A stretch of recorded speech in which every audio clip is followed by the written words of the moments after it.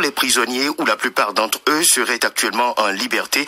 Cette prison accueillait entre 3000 et 4000 détenus, d'après une note des Nations Unies qui remonte à mai 2023. Des vidéos diffusées sur les réseaux sociaux montrent des hommes en armes défiler dans des rues. Ils sont présentés comme étant des combattants M23 soutenus par le Rwanda. Ils sont suivis de jeunes gens, dont certains torse nus. Les rebelles ont fait circuler un document demandant aux soldats congolais de se rendre. Un ultimatum similaire avait déjà expiré cette nuit. La mission de l'ONU à Goma continue quant à elle d'évacuer son personnel. Des bus sont stationnés à la frontière entre la RDC et le Rwanda pour évacuer des personnels onusiens. Hier matin, dimanche 26 janvier, les habitants du territoire de Nyiragongo aux bornes 12 et 13 de la frontière avec le Rwanda ont signalé la présence d'hommes armés présentés comme étant des soldats de l'armée rwandaise en territoire congolais, alors que les affrontements se poursuivaient dans ce même territoire.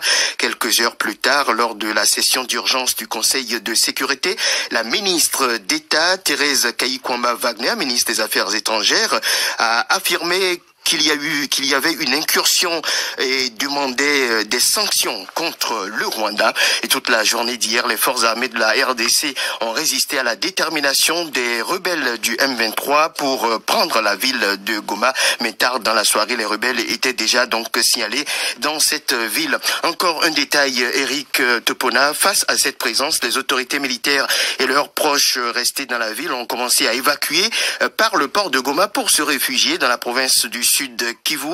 Le soir même, certains chefs rebelles ont déclaré qu'ils avaient pris le contrôle donc de la ville et que les troupes gouvernementales présentes devaient se rendre. Quelques soldats estimés à une centaine se sont déjà rendus à la base de la MONUSCO. D'autres membres des forces armées de la RDC à Goma tiennent encore tête, nous dit-on, aux rebelles. La ville est en proie à la panique et il y a des scènes de pillage, nous rapporte-t-on. Tous les prisonniers, ou la plupart d'entre eux, seraient actuellement en liberté. Cette prison accueillait entre 3000 et 4000 détenus, d'après une note des Nations Unies qui remonte à mai 2023. Des vidéos diffusées sur les réseaux sociaux montrent des hommes en armes défiler dans des rues. Ils sont présentés comme étant des combattants M23 soutenus par le Rwanda. Ils sont suivis de jeunes gens, dont certains torse nus. Les rebelles ont fait circuler un document demandant aux soldats congolais de se rendre. Un ultimatum similaire avait déjà expiré cette nuit. La mission de l'ONU à Goma continue quant à elle d'évacuer son personnel. Des bus sont stationnés à la frontière entre la RDC et le Rwanda pour évacuer des personnels onusiens. Hier matin, dimanche 26 janvier, les habitants du territoire de Nyiragongo aux bornes 12 et 13 de la frontière avec le Rwanda ont signalé la présence d'hommes armés présentés comme étant des soldats de l'armée rwandaise en territoire congolais, alors que les affrontements se poursuivaient dans ce même territoire.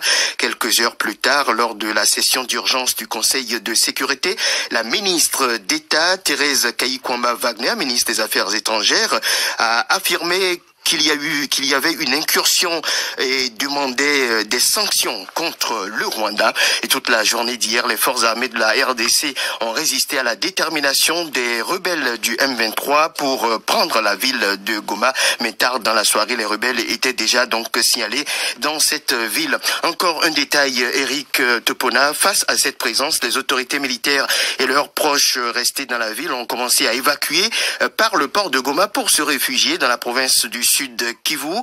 Le soir même, certains chefs rebelles ont déclaré qu'ils avaient pris le contrôle donc de la ville et que les troupes gouvernementales présentes devaient se rendre. Quelques soldats estimés à une centaine se sont déjà rendus à la base de la MONUSCO. D'autres membres des forces armées de la RDC à Goma tiennent encore tête, nous dit-on, aux rebelles. La ville est en proie à la panique et il y a des scènes de pillage, nous rapporte-t-on.